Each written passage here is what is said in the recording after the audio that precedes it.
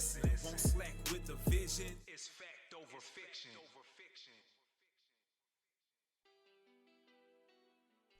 Welcome to Fact Over Fiction. I'm T Threats, and we just gonna jump right into it. This episode right here, it's all about tough love. And I say that because I took a step back. It's been a while since I've done anything with this platform. I had to take a step back to reevaluate my approach, to make sure that my message is being received by those who it's supposed to be received by. Now me, I was raised on tough love. I tell people that all the time, and in the same breath, I always tell people that the key word is love. So as much positive feedback as I received when I first started doing this, I also got the feeling that some people weren't receptive to the message because of how I delivered it. So taking a step back and really looking at it, I've come to the conclusion that there's nothing that I can do about that. I give tough love. I know tough love. So for those who aren't built to take that, that's okay. They can stay over wherever they are. But for what we're doing over here, for those that this message or my message is supposed to reach, it's going to reach them. And they're not going to be worried about how it's delivered. Because one thing I know is life isn't fair, and sometimes the way that we're told things about ourselves or how to better ourselves, it may not seem fair, but in the end, it is. If it's going to help you, then it's fair. You see, I'm not going to water down my message or water down who I am as a person and soften my approach just to make somebody else feel comfortable. In order to get to a place of being better, you have to be uncomfortable. Now, that's one thing I know for sure. So I'm not gonna beat around the bush and hold your hand and, take a Disney approach to something when I know you need to pull somebody's coat in a firm manner, but deliver a message of love. Because if somebody takes the time to tell you something or do something for you that they don't have to tell you or that they don't have to do, they're doing it out of love. So once again, for those who aren't meant to get this message, that's okay. Because they're paying attention to the messenger more than the message. And in any message, as long as some form of truth resides in that message, then you can't be mad at it, because we're going to get messages from people who we don't know, people who we don't like, people who we're not close to. But if that message can help better you, if it can put you in a better place within yourself and within your life, then who cares where it comes from? Who cares how it's delivered? Because sometimes you have to tell it like it is. You have to give it to a person raw. No filter. And I'm a firm believer in being yourself. I'm also a firm believer in finishing what you begin. That's why I'm glad that I took the time off so I could actually put some thought into this, to make sure that when I do come back to this, that I'm doing it from a genuine place. I'm not gonna try to please everybody, because you can't please everybody. And if you're trying to please everybody, or if everybody likes you, you're doing something wrong. And that's just the bottom line. Being more consistent in my message will also help me get my message across better. Because as they say, diligence is the mother of good fortune. So as long as I stay consistent, my message will get clearer. It'll get better. And those who are meant to receive it, they'll receive it. And then they'll be able to take what I give them and they can pass it along to somebody else, and they can help somebody, because it's all a cycle. I can give somebody something bad and they can pass on that bad to somebody else, or I can give somebody something good and they can pass on that good to somebody else. And this is all kind of inspired by Kwame Brown. And if you don't know who Kwame Brown is, I'll give you a little backstory on him. He's a former NBA basketball player. He was drafted in 2001 straight out of high school. And, he had a 12, 13-year NBA career, made over $60 million, which is pretty good. But by sports standards and by, just other people's opinions, he was a bust because he didn't live up to the expectations that others had put on him. So long story short, he's just been quiet, minding his own business, not bothering anybody for the longest time.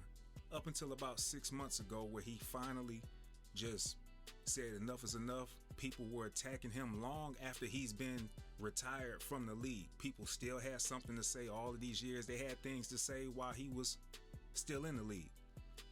So he stood up. He said something. He fought back. He attracted a lot of people. And in doing so, some people were put off by his message or his approach, his delivery, and some people gravitated toward it. Now, as I sat back and I watched it, this man is raw. He give it to you like straight up. He don't care how you feel. He gonna tell you what it is. So that kind of confirmed to me, like, okay, I don't have to, try to please everybody. I don't have to beat around the bush to get my point across. I can tell you what it is.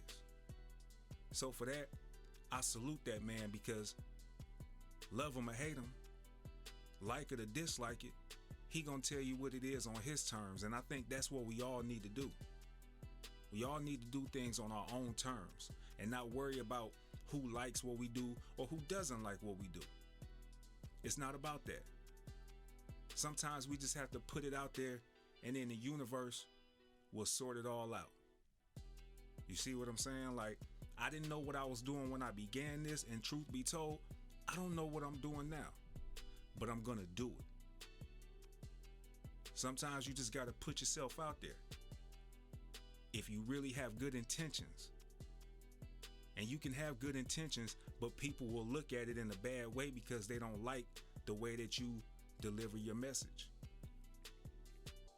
They don't like the way that you carry yourself, whatever the case is. But conversely, for everybody who doesn't like it, there are going to be those who do.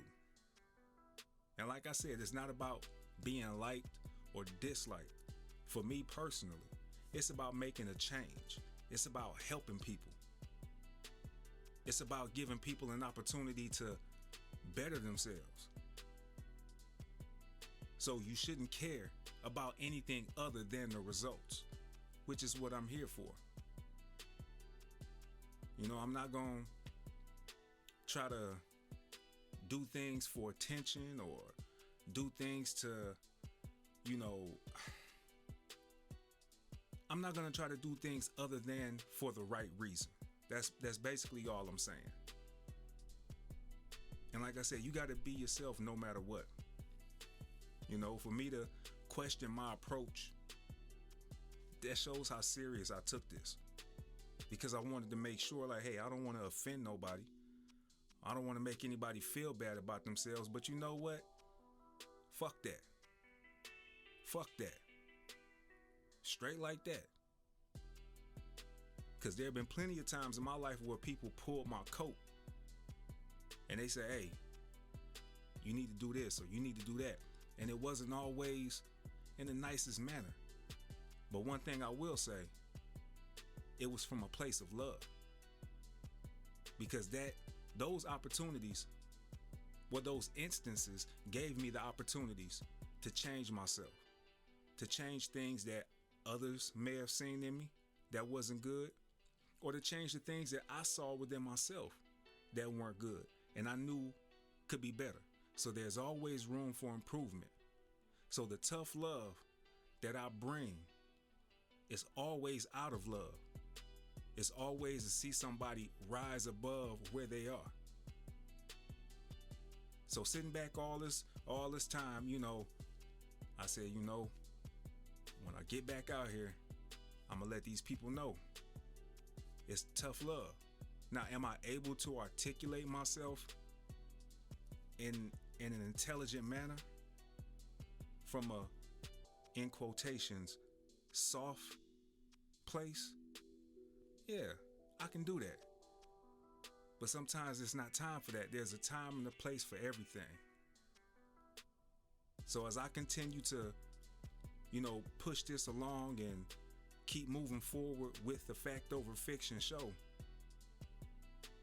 I know things will get better. Not only for me, but for those who I'm trying to reach.